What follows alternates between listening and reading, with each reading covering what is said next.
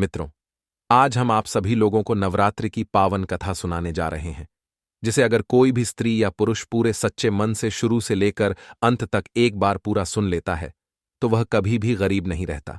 साथ ही साथ हम आपको बताने वाले हैं कि अगर नवरात्रि में मिल जाएं, ये 5 संकेत तो समझ लीजिए कि मां भवानी आपसे बहुत ही प्रसन्न हैं और आपकी कोई बड़ी मनोकामना पूर्ण होने वाली है। या फिर अगर आपके घर का कोई सदस्य किसी बीमारी से पीड़ित है, तो वह पूरी तरह से स्वस्थ हो सकता है। और आपको यह भी बताने वाले हैं कि नवरात्रि क्यों मनाई जाती है। इसलिए आप सभी लोगों को इस वीडियो को शुरू से लेकर अंत तक पूरा अवश्य देखना होगा। लेकिन उससे पहले अगर आप सभी लोगों ने अभी तक हमारे चैनल को सब्सक्राइब नहीं किया है, तो आप सभी लोग हमारे चैनल को सब्सक्राइब करें, और वीडियो को लाइक नहीं किया है तो वीडियो को एक लाइक अवश्य करें। साथ ही साथ कमेंट में जय मां दुर्गा, जय मां भवानी लिखना ना भूलें। मित्रों, आप सभी लोगों का ज्यादा समय नष्ट ना करते हुए इस पावन कथा को शुरू करते हैं। मित्रों, एक बार भगवान श्री कृष्ण जी के पास गरुड़ जी पधारते हैं। तब भगवान श्री कृष्ण जी गरुड़ जी से यूं अचानक ही पधारने का कारण पूछते हुए कहते हैं, हे गरुड़, आज आप यूं अचानक से हमारे पास किस प्रयोजन से पधारे हैं? भगवान श्री कृष्ण जी की बात सुनकर गरुड़ जी भगवान श्री कृष्ण जी से कहते हैं, हे प्रभु, आज मैं जब पृथ्वी लोक का भ्रमण कर रहा था, तब मैंने देखा कि कुछ लोग मां दुर्गा की मूर्ति को अच्छी तरह से सजाकर उनकी पूरी विधि विधान से पूजा कर रहे थे। तभी अचानक से मेरे मन में कुछ प्रश्नों ने अपना विकराल रूप धारण कर लिया है, जिनके उत्तर पाने की अभिलाषा लेकर मैं आपके पास आया हूं। तब भगवान श्री कृष्ण जी गरुड़ जी से कहते हैं, हे गरुड़, आप निश्चिंत होकर अपने सभी प्रश्नों को पूछिए। हम आपको आपके सभी प्रश्नों के उत्तर अवश्य देंगे। फिर गरुड़ जी भगवान श्री कृष्ण जी से कहते हैं, हे प्रभु, मेरे वे प्रश्न है कि आखिर नवरात्रि क्यों मनाई जाती है? नवरात्रि व्रत के दौरान माता रानी आपकी भक्ति भावना के कारण आपसे बहुत ही प्रसन्न है। इसके कौन कौन से संकेत मिलते हैं? गरुड़ जी के इन सभी प्रश्नों को सुनकर भगवान श्री कृष्ण जी गरुड़ जी से कहते हैं, हे गरुड़, आज आपने इन सभी प्रश्नों को पूछकर पूरी मानव जाति का उद्धार कर दिया है। लेकिन हम आपको आपके इन सभी प्रश्नों के उत्तर देने से पहले आपको एक नवरात्रि की अत्यंत पावन कथा सुनाना चाहते हैं।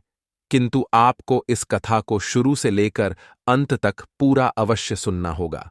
तब गरुड़ जी भगवान श्री कृष्ण जी से कहते हैं, हे माधव, मैं आपको विश्वास दिलाता हूं कि मैं इस कथा को शुरू से लेकर अंत तक पूरा अवश्य सुनूंगा, और इस कथा का विस्तार समस्त देवलोक में भी अवश्य करूंगा। मित्रों, भगवान श्री कृष्ण जी गरुड़ जी को नवरात्रि की वह कथा सुनाते हुए कहते हैं, हे गरुड़, किसी समय की बात है। किसी नगर में एक गरीब ब्राह्मण रहता था। उस ब्राह्मण की अनेक संतानें थीं जो कोई काम नहीं करती थीं और धन के अभाव के कारण हमेशा दुखी रहती थीं। उनके पास करने के लिए भी कोई काम नहीं था। रात्रि में जो कुछ भी खाने को मिल जाता था, वह ब्राह्मण अपनी संतानों को खिला देता था, और बाकी का जो कुछ भी बच जाता था उसी में से अपना पेट भर लेता था। इस तरह से उस ब्राह्मण का पूरा परिवार दिन भर भूखा रहता था, लेकिन सिर्फ रात को ही कुछ थोड़ा सा अन्न खा लिया करता था। इस प्रकार से वह ब्राह्मण स्वयं भूखा रहकर और दूसरों का काम करके अपने परिवार का पालन पोषण कर रहा था। वह ब्राह्मण स्वभाव से अत्यंत निर्मल और सज्जन था। वह धर्मपरायण, शांत, सदाचारी, सत्यवादी था। वह कभी भी क्रोध नहीं करता था। साथ ही साथ वह ब्राह्मण बड़ा ही धैर्यवान और अभिमान रहित था। वह प्रतिदिन देवी देवताओं की पूजा किया करता था, और वह ब्राह्मण अपने द्वार पर आए हुए अतिथियों की पूजा किया करता था। उन्हें बिना भोजन कराए वापस नहीं लौटाता था, और जो कुछ भी बच जाता उसी में संतुष्ट होकर अपने परिवार का पालन पोषण कर रहा था। ऐसे ही दिन बीत रहे थे। लेकिन एक दिन उस ब्राह्मण के घर पर एक महात्मा जी आ जाते हैं और उसके घर के दरवाजे को खटखटाने लगते हैं। तब दरवाजा खटखटाने की आवाज सुनकर वह ब्राह्मण अपने घर का दरवाजा खोलकर देखता है, तो उसके सामने वे महात्मा जी खड़े हुए थे। उन महात्मा जी को देखकर वह ब्राह्मण उन्हें प्रणाम करता है और उनसे कहता है, पधारिए महानुभाव, पधारिए। फिर वे महात्मा जी उसके घर के अंदर जाने लगते हैं। फिर वह ब्राह्मण उन महात्मा जी का अच्छी तरह से अतिथि सत्कार करता है, जिससे वे महात्मा जी बहुत ही प्रसन्न हो जाते हैं। लेकिन वे महात्मा देखते हैं कि वह ब्राह्मण किसी बात को लेकर बहुत चिंतित है। उस ब्राह्मण को यूं चिंतित देखकर वे महात्मा जी उससे कहते हैं, हे पुत्र, लगता है कि तुम किसी बात को लेकर बहुत चिंतित लग रहे हो।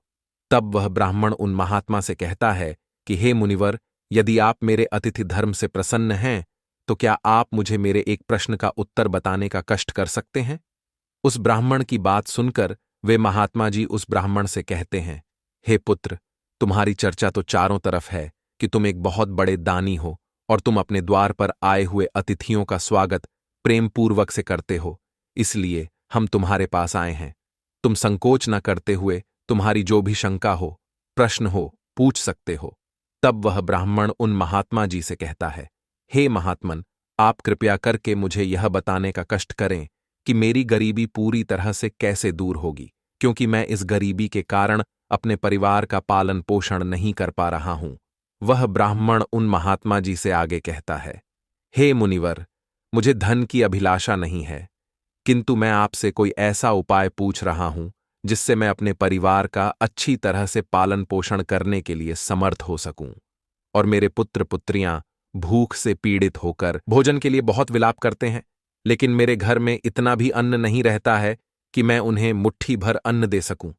मुझसे उनका दुख देखा नहीं जाता है, इसलिए आज मैंने अपने विलाप करते हुए बालकों को घर से निकाल दिया है और वे कहीं चले गए हैं।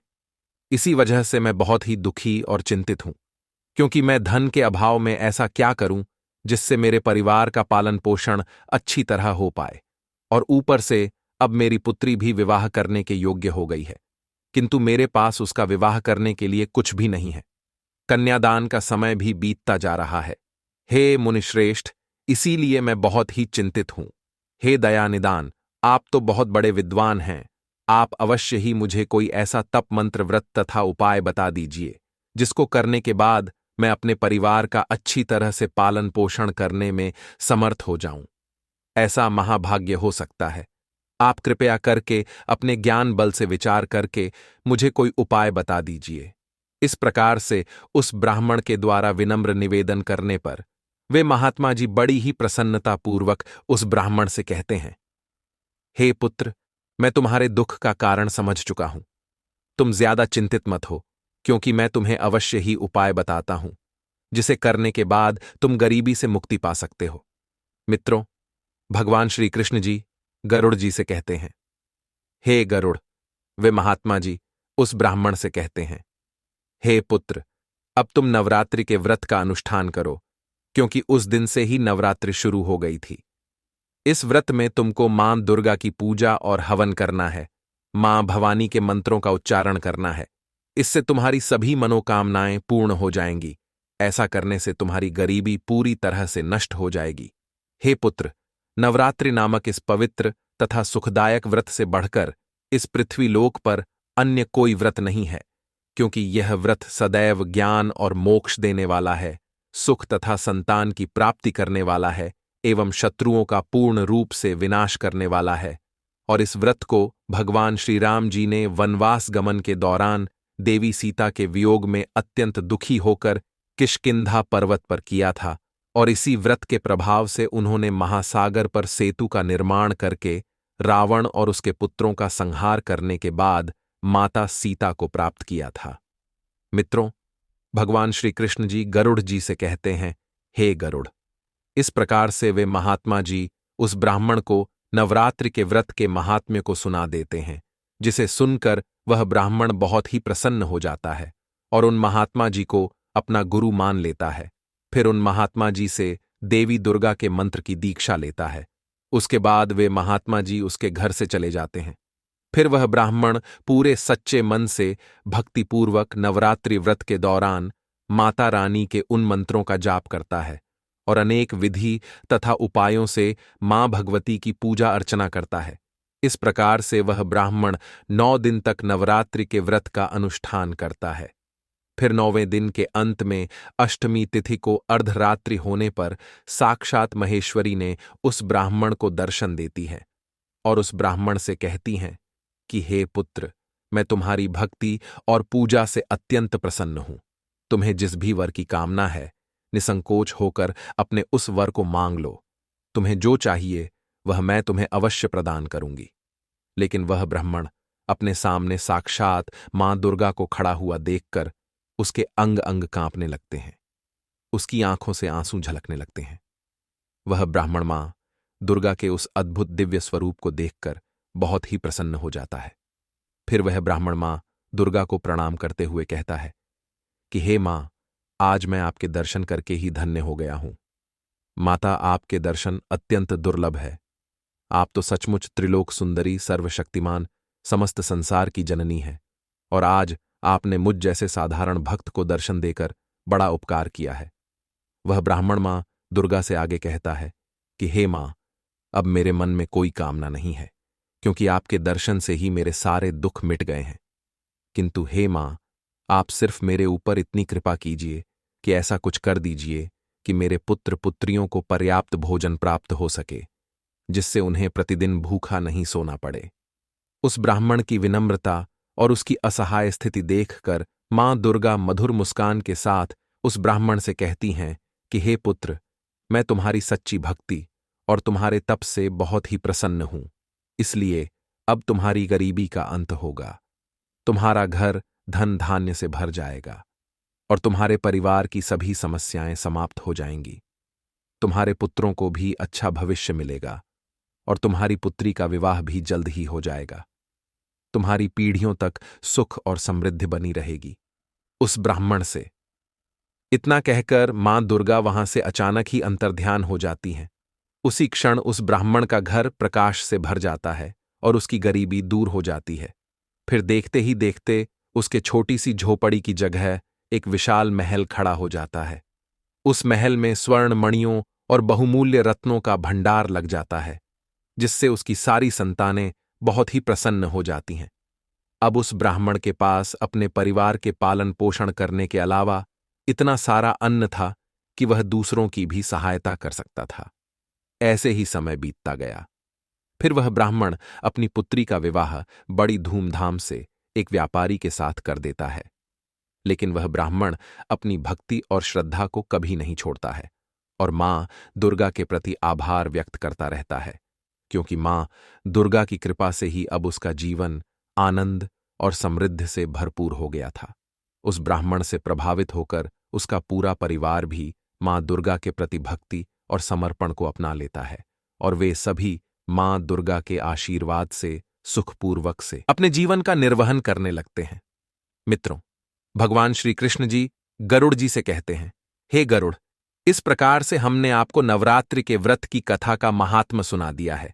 इस कथा को सुनने मात्र से ही नवरात्रि का व्रत सफल हो जाता है। पूरे नवरात्रि भर उपवास करने में असमर्थ लोगों के लिए 3 दिन का उपवास भी कर सकते हैं। इसे बहुत ही शुभ और बहुत जल्द फल प्रदान करने वाला बताया गया है।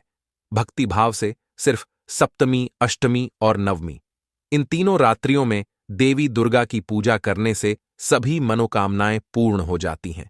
पूजन, हवन, कन्या पूजन तथा ब्राह्मण भोजन, इनको संपन्न करने के बाद नवरात्रि का व्रत पूरा हो जाता है।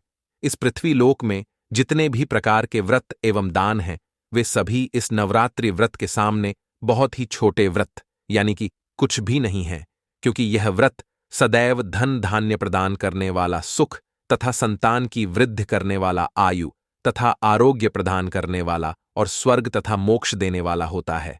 विद्या, धन अथवा पुत्र, इन सभी में से कोई भी मनुष्य किसी की भी कामना करता है तो उसे इस सौभाग्यशाली तथा कल्याणकारी व्रत का विधिपूर्वक से अनुष्ठान करना चाहिए, क्योंकि इस व्रत का अनुष्ठान करने से विद्या चाहने वाला मनुष्य समस्त प्रकार की विद्या प्राप्त कर लेता है और अपने राज्य से वंचित राजा भी फिर से अपना राज्यभार वापस प्राप्त कर लेता है। लेकिन पूर्व जन्म में जिन लोगों द्वारा यह उत्तम व्रत नहीं किया गया है, वे लोग इस जन्म में बीमार, गरीब तथा संतानहीन होते हैं। और जो स्त्री बांझ, विधवा अथवा धनहीन है, उसके बारे में यह समझ जाना चाहिए कि उसने अवश्य ही अपने पूर्व जन्म में नवरात्रि का यह पावन व्रत नहीं किया था। जिस मनुष्य ने दुख तथा संताप का नाश करने वाली, सिद्धियां देने वाली, जगत में सर्वश्रेष्ठ, शाश्वत तथा कल्याण स्वरूपिणी भगवती की उपासना नहीं की, वह मनुष्य इस पृथ्वी तल पर सदैव अनेक प्रकार के कष्टों से गरीबी से तथा शत्रुओं से घिरा रहता है। मित्रों, भगवान श्री कृष्ण जी गरुड़ जी से कहते हैं, हे गरुड़, अब हम आपको नवरात्रि व्रत से जुड़े कुछ नियम बताते हैं, इसे ध्यान से सुनिए। नवरात्रि व्रत का आरंभ तब होता है जब मनुष्य दृढ़ निश्चय और शुद्ध हृदय से व्रत करने का संकल्प लेता है। इसी दृढ़ संकल्प से नवरात्रि व्रत की यात्रा का आरंभ होता है, जो व्यक्ति देवी दुर्गा की कृपा प्राप्त होने तक पहुंचता है। जब कोई व्रतधारी देवी दुर्गा की उपासना के लिए नवरात्रि व्रत का दृढ़ संकल्प करता है, तो उसे सदैव अपना मन और शरीर शुद्ध रखना चाहिए। लेकिन शुद्धता केवल बाहरी नहीं, बल्कि मन की आंतरिक पवित्रता भी आवश्यक है। यही कारण है कि व्रत का आरंभ संकल्प से ही होता है, जिसमें व्यक्ति अपने आप को देवी दुर्गा के चरणों में समर्पित कर देता है। नवरात्रि व्रत के दौरान भोजन करने पर विशेष ध्यान रखना चाहिए। सिर्फ वही अन्न ग्रहण करना चाहिए जो पवित्र हो और बिना तामसिक पदार्थों का बना हो। लेकिन यदि कोई भी व्यक्ति पूरे 9 दिनों तक नवरात्रि व्रत का उपवास कर लेता है, तो यह बहुत ही श्रेष्ठ माना जाता है। किंतु यदि शारीरिक कारणों से ऐसा संभव ना हो, तो फलाहार या एक समय का भोजन ग्रहण कर लेना चाहिए। लेकिन इस बात का ध्यान रखना चाहिए कि भोजन में सात्विकता होनी चाहिए, अर्थात प्याज, लहसुन और मांसाहारी भोजन नहीं होना चाहिए, और संयम से जीवन जीना ही सच्ची उपासना होती है। जब आप देवी दुर्गा की आराधना करें, तो उन्हें सिर्फ फूल, धूप और दीपक से नहीं, बल्कि अपने हृदय की भक्ति से अर्पित करें। देवी दुर्गा को लाल पुष्प बहुत ही प्रिय होते हैं, इसलिए उनकी पूजा में लाल पुष्प अवश्य चढ़ाना चाहिए। लेकिन इससे भी अधिक महत्वपूर्ण अपने मन का मां दुर्गा की पूजा के समय पूर्ण रूप से समर्पण है। देवी दुर्गा की पूजा के समय 9 स्वरूपों में से प्रत्येक रूप के प्रति समर्पित करना चाहिए। प्रतिदिन मां दुर्गा के एक रूप की पूजा करनी चाहिए और उनकी शक्ति का ध्यान करना चाहिए। पूजा के साथ साथ उनकी कथाओं और महिमा की गाथा करनी चाहिए, क्योंकि उनकी कथाओं को सुनना और सुनाना भी अत्यंत शुभ माना जाता है। लेकिन नवरात्रि व्रत के इन दिनों में क्रोध, लोभ, मोह और क्लेश नहीं करना चाहिए, क्योंकि यह समय आत्मनियंत्रण और साधना का है। अपने मन में सत्य, अहिंसा और संयम के नियमों का पालन करना चाहिए। इस दौरान अपने शब्दों और कर्मों से किसी का को दुख नहीं पहुंचाना चाहिए। नवरात्रि का व्रत सिर्फ शरीर को कष्ट देने का नहीं होता है, बल्कि आत्मा को शुद्ध करने का समय होता है, क्योंकि आप जितना अधिक अपने मन और हृदय को पवित्र रखेंगे, आप पर उतनी ही देवी दुर्गा की कृपा बरसेगी। मित्रों, भगवान श्री कृष्ण जी गरुड़ जी से कहते हैं, हे गरुड़, ध्यान भी इस व्रत का एक अभिन्न अंग होता है। इस व्रत के दौरान देवी के मंत्रों का जाप करना चाहिए और उनके स्वरूप का ध्यान करना चाहिए। जब आप ओम दुर्गाय नमः मंत्र का जाप करेंगे, तो वह शक्ति और साहस को उत्पन्न करेगा। ध्यान में बैठकर देवी के दिव्य रूप का चिंतन करना चाहिए, उनकी महिमा का स्मरण करना चाहिए, जिससे आपके भीतर की सभी नकारात्मकता दूर हो जाएगी और आपको शांति का अनुभव होगा। फिर जब नवरात्रि के अंतिम दिन आए, तो आपको देवी दुर्गा की कृपा पाने के लिए कन्या पूजन करना अत्यंत महत्वपूर्ण माना जाता है, क्योंकि कन्याएं देवी का ही रूप मानी जाती हैं। इसलिए आपको 9 कन्याओं को आमंत्रित करके उनकी सेवा करना चाहिए, उन्हें भोजन कराना चाहिए, फिर उनके पैर धोकर आशीर्वाद लेना चाहिए। यह पूजन आपकी साधना को नवरात्रि पूर्णता की ओर ले जाता है, और इस व्रत के दौरान तामसिक आहार से दूर रहना बहुत ही आवश्यक माना जाता है। मांस, मदिरा और तामसिक वस्त्रों से दूरी बनाकर रखनी चाहिए। व्रतधारी को एकदम से सात्विक जीवन जीना चाहिए, जिससे उसकी साधना में कोई मुसीबत ना आए। और ये 9 दिन सिर्फ तपस्या के दिन नहीं है, ये दिन आत्मिक जागरण के दिन है। मित्रों, भगवान श्री कृष्ण जी गरुड़ जी को नवरात्रि व्रत का महत्व समझाते हुए कहते हैं, हे गरुड़, यह व्रत केवल सांसारिक इच्छाओं की पूर्ति के लिए नहीं, बल्कि आत्मा की उन्नति के लिए भी है। जो भी व्यक्ति सच्ची श्रद्धा और भक्ति से इस व्रत का पालन करता है, तो देवी दुर्गा की कृपा से उस व्यक्ति के सभी कष्ट दूर हो जाते हैं और उसकी सभी इच्छाएं पूर्ण हो जाती हैं। इसलिए हे गरुड़ जी, जो भी व्यक्ति इस व्रत का संकल्प ले लेता है, उस व्रत को तन, मन और आत्मा की पूर्ण पवित्रता के साथ इस साधना को करता है तो उसकी सभी मनोकामनाएं पूर्ण हो जाती हैं। मित्रों, भगवान श्री कृष्ण जी गरुड़ जी से कहते हैं, हे गरुड़, अब जानते हैं नवरात्रि में मिलने वाले संकेतों के बारे में। अगर आपको भी ऐसे संकेत मिलते हैं तो आप समझ जाना कि मां दुर्गा आपसे बहुत ही प्रसन्न है। मित्रों, भगवान श्री कृष्ण जी गरुड़ जी से कहते हैं, हे गरुड़, नवरात्रि में मां दुर्गा की पूजा करते समय अगर आपको ऐसा प्रतीत हो रहा है कि मां दुर्गा की मूर्ति आपको देखकर मुस्कुरा रही हैं अथवा मां दुर्गा के होंठ हिल रहे हैं और आपको अचानक ही ऐसा महसूस हो रहा हो कि मां दुर्गा आपकी तरफ ही देख रही है, तो यह बड़ा ही शुभ संकेत है। इसलिए यदि आप मां के चरणों पर अपना माथा टेकते हैं और अचानक ही कोई फूल आपके ऊपर गिर जाता है, तो यह संकेत होता है कि मां आपकी भक्ति से अत्यधिक प्रसन्न है और आपकी कोई मनोकामना अवश्य ही पूर्ण हो जाएगी। दूसरा संकेत, यदि नवरात्रि में आपके द्वार पर कोई कन्या लाल वस्त्र धारण करके पधारे, उस कन्या को देखकर आपका मन अत्यंत प्रसन्न हो जाए, तो यह बहुत ही शुभ संकेत होता है। आपको उस कन्या को कोई न कोई वस्तु भेंट अवश्य करनी चाहिए, क्योंकि साक्षात मां दुर्गा ही उस कन्या के रूप में आपको संकेत दे रही है। और यदि नवरात्रि में आपके सपने में कोई कन्या दिखाई पड़ती है जो आपको देखकर बार बार मुस्कुरा रही है, तो आपको समझ लेना चाहिए कि मां आपकी भक्ति से बहुत प्रसन्न है और अब आपके जीवन से बुरा समय समाप्त होने वाला है। तीसरा संकेत, यदि आपको सपने में मां दुर्गा के पद चिन्ह दिखाई पड़ते हैं और आप उनके पद चिन्हों का पीछा कर रहे हैं, लेकिन आपको मां दुर्गा कहीं पर भी दिखाई नहीं दे रही हैं, आप सपने में मां को खोजने के लिए इधर उधर भाग रहे हैं, तो यह भी एक शुभ संकेत है कि मां दुर्गा आपसे प्रसन्न है। मित्रों, भगवान श्री कृष्ण जी गरुड़ जी से कहते हैं, हे गरुड़, अगर किसी व्यक्ति को भी ऐसा सपना आता है तो आपके दुखों का अंत होने वाला है और घर में यदि कोई बीमार है तो वह भी पूर्ण रूप से स्वस्थ हो जाएगा। चौथा संकेत, यदि आप मां दुर्गा की आरती अथवा आराधना कर रहे हैं और आप मां की भक्ति में पूर्ण रूप से डूब गए हैं और अचानक ही आपकी आंखों से आंसू आने लगें और आपके मन में एक विचित्र सा भाव प्रकट हो जाए जिसे आप समझ न पाए, तो यह मां दुर्गा का ही संकेत है। ऐसा इसलिए होता है कि क्योंकि उस समय आपके हृदय में माता प्रवेश कर लेती है और आपकी कोई इच्छा अवश्य पूर्ण होगी। पांचवा संकेत, यदि नवरात्रि में आपके पास मां दुर्गा की प्रिय वस्तुएं बार बार आने लगे, जैसे मां का श्रृंगार का सामान, माता के लाल फूल, माता की लाल चुनरी आदि चीजें आपके हाथ में बार बार आने लगें, तो इसे शुभ संकेत भी समझना चाहिए कि मां दुर्गा आपसे प्रसन्न है। मित्रों, भगवान श्री कृष्ण जी गरुड़ जी से कहते हैं, हे गरुड़, हमने आपको आपके सभी प्रश्नों के उत्तर दे दिए हैं, इसलिए अब तो आपको आपके सभी प्रश्नों के उत्तर मिल भी गए होंगे। तब गरुड़ जी भगवान श्री कृष्ण जी से कहते हैं, हे प्रभु, आज आपने मुझे नवरात्रि व्रत की बहुत ही महत्वपूर्ण और पावन कथा सुनाई है, साथ ही साथ आपने मुझे मेरे सभी प्रश्नों के उत्तर दे दिए। इसलिए मैं आपको विश्वास दिलाता हूं कि मैं नवरात्रि की इस पावन कथा का विस्तार समस्त देवलोक में अवश्य करूंगा। मित्रों, आप सभी लोगों को नवरात्रि की यह पावन व्रत कथा कैसी लगी, हमें कमेंट बॉक्स में अवश्य बताइएगा।